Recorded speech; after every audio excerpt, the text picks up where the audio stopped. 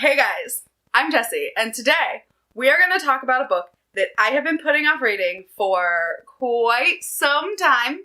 It is a booktube darling. I feel like everybody loves this book and has screamed at me to read this book, and everybody talks about this book, and I just wasn't interested. I wasn't really caring. I was like, I don't know. But then I found it at my used bookstore. I put it on my Q2 exploding TBR, and I was like, you know what? I'm finally going to read it. I'm going to see what all the hype is about, see what my thoughts are, and I got some thoughts, so I wanted to talk about them. This will probably not be spoiler-free. Just a forewarning, this is not going to be a spoiler-free review.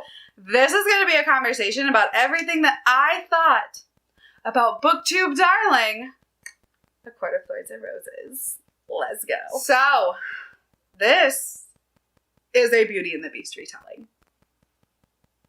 I kind of knew that going in, but like, it really is a Beauty and the Beast retelling. And it's Beauty and the Beast retelling with fairies and fae. And we know how I feel about the fae. Honestly, I gave this book like 3 stars. I didn't hate it. I didn't love it. I probably will read the next book just out of curiosity. So if you're wondering, I'm probably going to read the next book at some point. It's not high on my priority list, but I'm interested enough to read. This book was a ride, y'all. So I couldn't decide half the time if I was like bored or interested. Like there were a lot of places where I was like, all right, what now? So, you know, Feyre, whose name is spelled incredibly strange for the name Feyre. Feyre? It's kind of weird, right? Like, is that like weird foreshadowing that her name is Feyre and it's about the fae? I don't know. Maybe that was just my head. I just feel like it was foreshadowing to the fact that she's going to turn into a fae at the end of this book because her name is Feyre.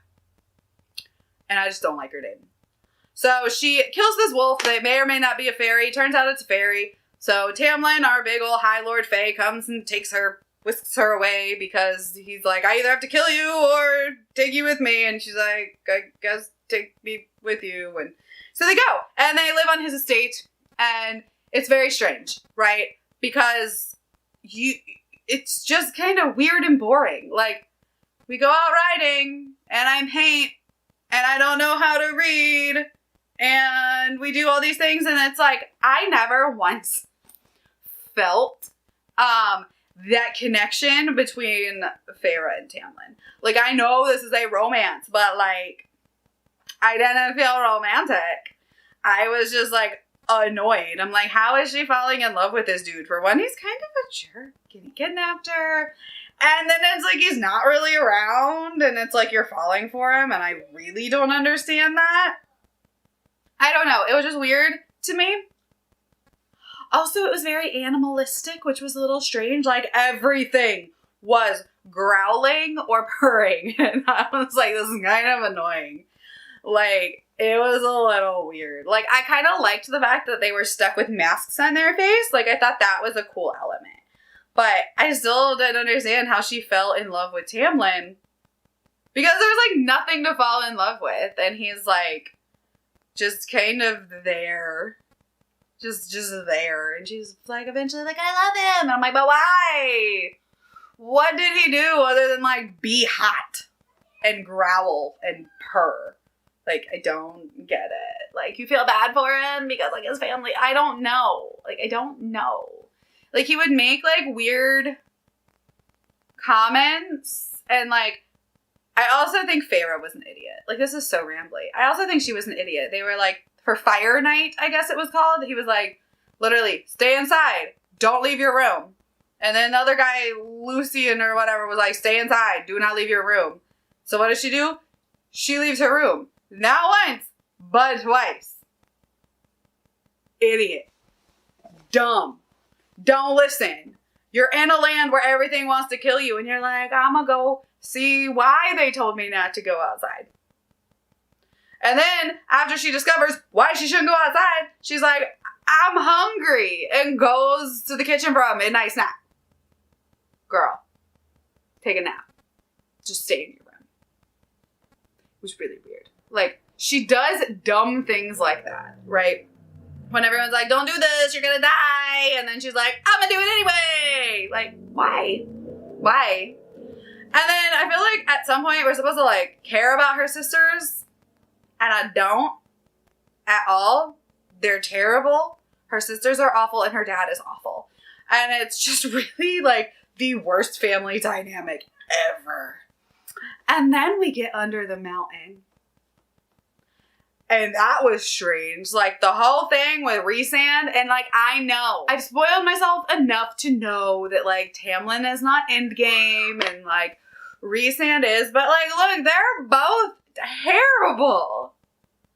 And I get it. They're Fae. They're supposed to be terrible. But he was terrible. It's like he helps her. But it's weird.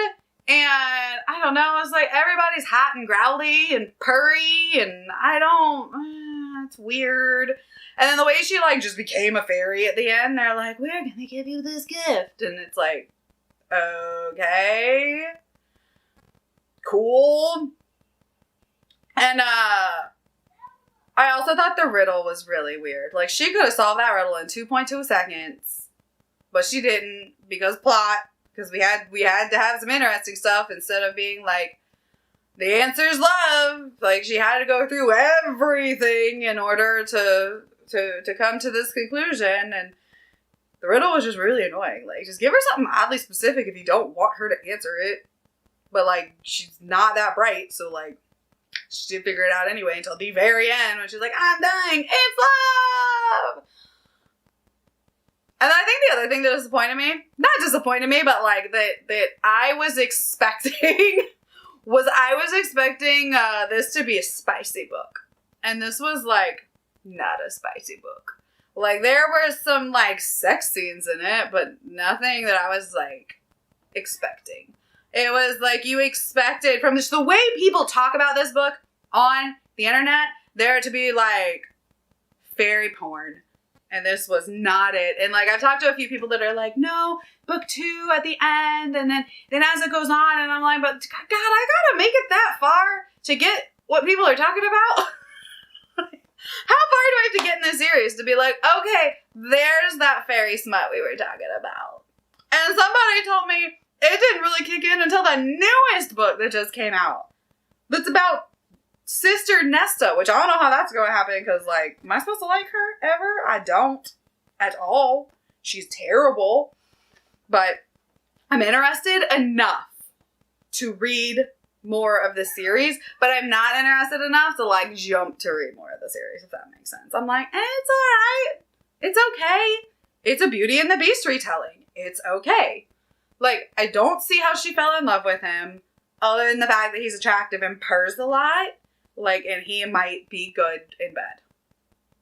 But other than that, I was just like, okay, well, this is weird. There were some cool moments. Like, I like that she paints. I thought that was cool. We got, a couple of cute moments with her and Tamlin, which I know he's a jerk, but whatever.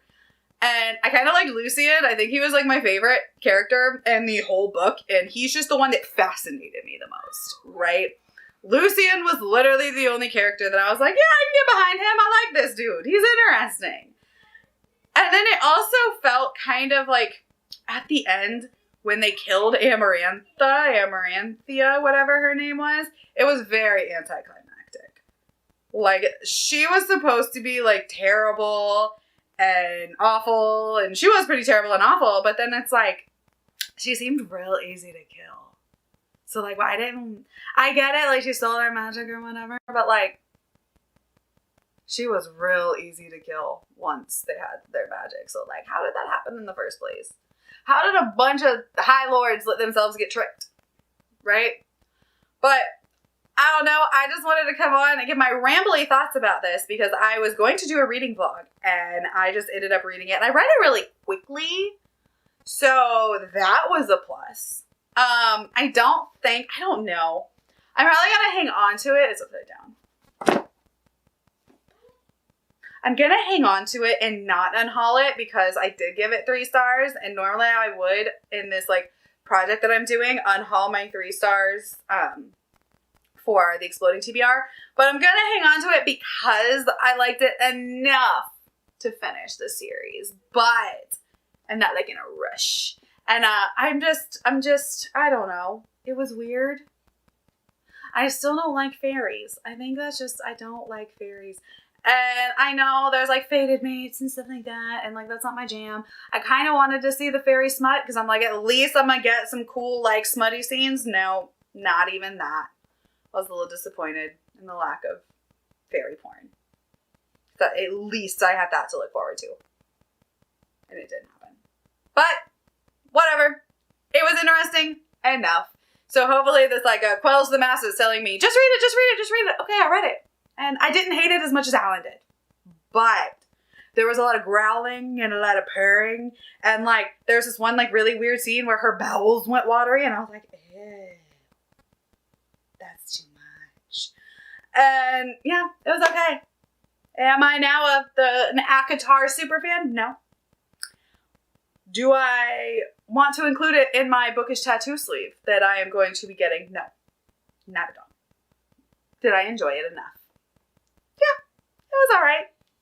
So, that's kind of my spoilery, ranty, weird thoughts about A Court of Thorns and Roses. If you want to talk to me about this, I would love to. Tell me about the rest of the books because maybe you'll convince me to read them quicker. All right, well, thank you guys for hanging out. My name is Jessie, and I will see you next time. Bye.